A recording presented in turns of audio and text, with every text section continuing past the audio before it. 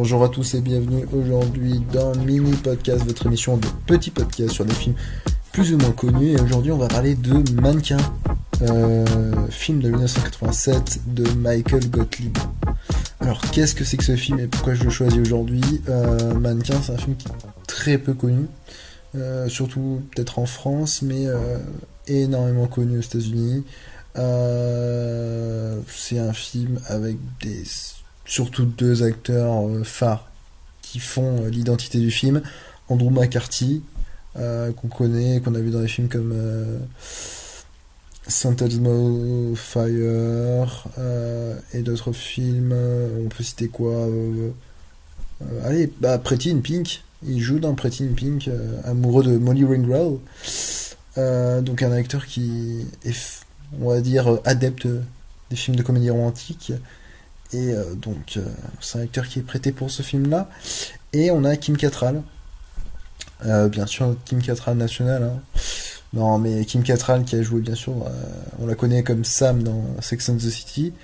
Et qui a joué dans énormément de films quand elle était jeune. C'est pour ça qu'il y a beaucoup de gens qui l'oublient. Mais elle a joué surtout dans Big Trouble in Little China, qu'on a parlé dans Mini Podcast 2. Donc Jack Burton, bien sûr. Et c'est incroyable comme cette actrice est géniale dans tous les rôles qu'elle fait. C'est une actrice qui a pris des risques, en fait, je trouve, dans sa jeunesse, même plus à vie, plus en a pris aussi.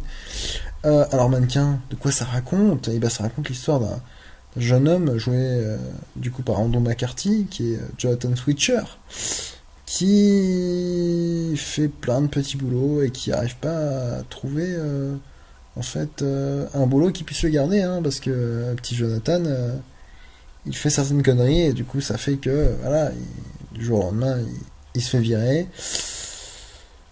Faut se dire que c'est un artiste, hein, ça c'est sûr, on le voit dans le film. En fait, en gros, le film commence où il travaille dans un boulot où il monte des mannequins, donc il a déjà cette passion-là. Ensuite, il va enchaîner, jusqu'à tomber en gros dans un centre commercial où il va être pris par le biais du fait qu'il va sauver du coup la maison mère, mais la mère, la MERE, la mère de la société de ce magasin-là, et elle va le prendre sous son aile, et en gros il va être par le biais du hasard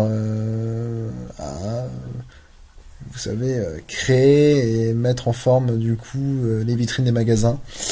Et donc un soir, il va se rendre compte que le mannequin qu'il a fabriqué, eh bien, qu'un des mannequins qu'il fabrique, voilà, et bien, il est vivant. Et c'est Kim Cattrall, voilà, qui n'apparaît que pour lui. Donc c'est un film plein de joie, plein de bonne humeur, un film très américain de ces années-là, des années 80, et c'est juste tout bonnement incroyable.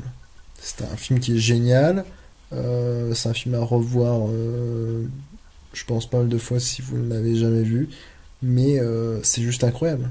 C'est un film qui nous raconte en fait c'est une histoire que je pense que beaucoup de gens ont pu la voir et le revoir, mais du coup ça inspirait surtout d'un mythe célèbre qui est celui de Pygmalion et Galalée, hein, avec cette même histoire de la création en fait de Pygmalion, qui est Galatée, qui est une statue qui deviendra vivante par le biais d'un amour, donné par Aphrodite. Et donc c'est quelque chose de pas forcément neuf, mais adapté du coup aux années 80. On retrouve un peu tout le style de ces années-là. Le film n'est pas forcément une œuvre technique incroyable, on va avoir quelques petits défauts. Moi je citerai, il y a une scène de course-poursuite où je me suis rendu compte du cascadeur sur la moto qui n'était du coup pas l'acteur, hein, qui était bien le cascadeur, qui se voyait, bon, des petites fautes, je pense, de l'époque, mais le film en ressort assez content. Des personnages assez caricaturaux, mais qui sont assez drôles, hein, celui du policier. On a le personnage joué par James Spader, hein, qu'on retrouve dans, bien sûr, Stargate, le film, hein, a été un des acteurs connus pour ça. Et une belle histoire d'amour, film, bon, qui essaie de critiquer, je pense, vaguement un certain consumérisme hein, aux États-Unis, mais le film est très très très cool, j'allais dire, voilà, sans dire quelque chose de très grandiloquent, hein. C'est un film qui nous inspire, je pense, sur pas mal de choses, qui est en fait assez... c'est un film, si vous voulez vraiment vous caler devant un truc où vous allez passer une bonne soirée, c'est assez pas mal, hein. Moi, en ce moment, parce que c'est toute la période John Hughes que je me fais, et c'est pas un film réalisé ou écrit par John Hughes, hein, mais c'est parce que, voilà, j'étais dans cette période où cherchais des films avec ces acteurs-là, et je suis tombé sur ce film-là que je connaissais hein, pour surtout la musique de Starship, hein, qui est très connue et qui très 80s hein, dans sa manière d'être. Bah, c'est une chanson des années 80, hein, mais voilà. Très beau film, très beau moment. Allez le voir. Vous allez passer un super moment devant. Le film n'est vraiment pas très long. Et moi, j'ai assez bien apprécié, hein, le film est très très cool. Voilà, c'est du niveau d'un Ferris Bueller un peu moins peut-être fou, mais quand même il y a des scènes assez sympas. Voilà. Que dire de plus?